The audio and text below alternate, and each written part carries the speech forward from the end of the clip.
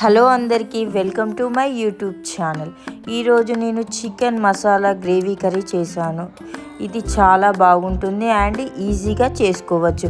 ఒకసారి ఇలా ట్రై చేయండి. ఎప్పుడూ ఇంట్లో చేసే విధంగా కాకుండా ఇలా ఒకసారి ట్రై చేయండి. మళ్ళీ మీరే చేసుకుంటారు ఈ కర్రీని. ముందుగా ఈ మసాలాలన్నిటినీ మంచిగా రోస్ట్ చేసుకోవాలి. ఈ మసాలాలన్నీ నేను డిస్క్రిప్షన్ బాక్స్లో పిన్ చేశాను.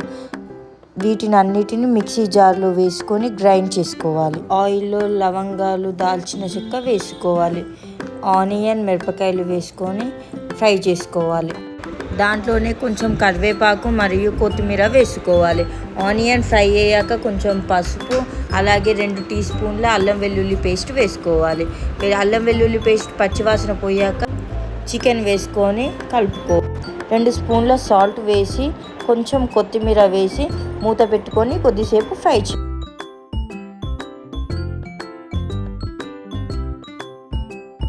3 టేబుల్ స్పూన్ల కారం, 1 టేబుల్ స్పూన్ పచ్చి ధనియాల పొడి వేసి కలిపి మూత పెట్టుకోవాలి.